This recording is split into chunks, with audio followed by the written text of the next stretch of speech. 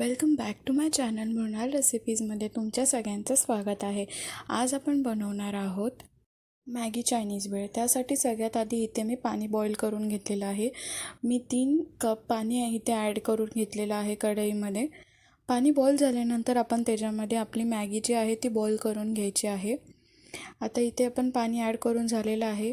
आता पाणी आपलं बॉईल होत आलेलं आहे, तर त्याच्यामध्ये आपली मॅगी आहे ती आपण ॲड करून घेणार आहे। इथे मी 2 पॅकेट मॅगी घेतलेली, 2 पॅकेट मॅगी आपण ॲड करून घ्यायची आहे आणि 2 मिनटं आपण त्याला बॉईल करत ठेवायचं आहे हाय फ्लेमवरती। 2 मिनटानंतर आपण त्याला लगेच साईडला काढून घ्यायचं आहे आणि त्यामध्ये थोडंसं थंड पाणी ॲड करून आपली मॅगी जी आहे तिला आपण थोडंसं त्याच्यामध्ये थोडंसं थंड पाणी ॲड करून घ्यायचं आहे आणि थंड झाल्यानंतर पण त्याच्यावरती कॉर्नफ्लॉवर ॲड करून घेणार आहे, जेणेकरून आपली मॅगी जी आहे ती फ्राय करून झाल्यानंतर एकदम क्रिस्पी होईल। त्यासाठी आपण वरून कॉर्नफ्लॉवर ॲड करून घेणार आहे। कॉर्नफ्लॉवर ॲड करून झाल्यानंतर आता आपण त्याला चांगलं मिक्स करून घ्यायचं आहे। त्यानंतर आपण एका साईडला तेल गरम करत ठेवायचं आहे आपली मॅगी फ्राय करून घेण्यासाठी। ते तेल आता गरम झालेलं आहे।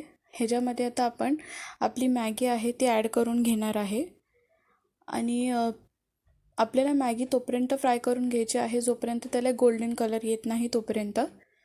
थोडा डार्क केला तरी चालेल, तुम्हाला जशी क्रिस्पीनेस हवी आहे तशी तुम्ही ठेवू शकता। तर लास्ट रेसिपी मी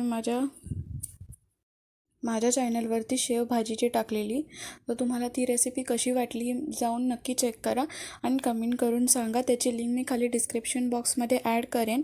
या रेसिपीसाठी लागणारे सर्व इन्ग्रेडियंट्ससुद्धा खाली डिस्क्रिप्शन बॉक्समध्ये ॲड करेन। तर सगळ्यात आधी इथे मी शेजवान चटणीचं एक पॅकेट घेतलेलं आहे, ते आपण पूर्ण ॲड करून घ्यायचं आहे। त्यामध्ये आपण नेक्स्ट ॲड करून घेणार आहे टोमॅटो केचप किंवा टोमॅटो सॉस तुम्ही ॲड करू शकता। 1 चमचा आपण टोमॅटो सॉस ॲड करायचा आहे।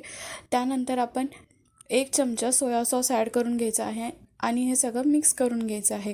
आपले जे सॉसेस आहेत ते प्रॉपरली मिक्स करून घ्यायचे आहेत। त्यानंतर आपण फ्राय केलेली जी आपली मॅगी आहे ती ॲड करायची आहे। त्याच्या आधी आपण इथे कॅबेज ॲड करून घेणार आहे। तुम्हाला ज्या शेपमध्ये कॅबेजला कट करून घ्यायचं आहे तुम्ही त्या शेपमध्ये घेऊ शकता।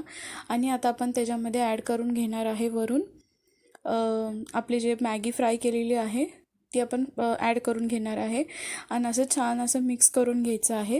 त्या रेसिपीसाठी लागणारे सगळे इन्ग्रेडियंट्स मी खाली डिस्क्रिप्शनमध्ये देईन आणि इंस्टाग्राम ID सुद्धा मेन्शन करेन। आणि तुम्हाला नेक्स्ट रेसिपी कोणती बघायला आवडेल ती तुम्ही कमेंट करून सांगा।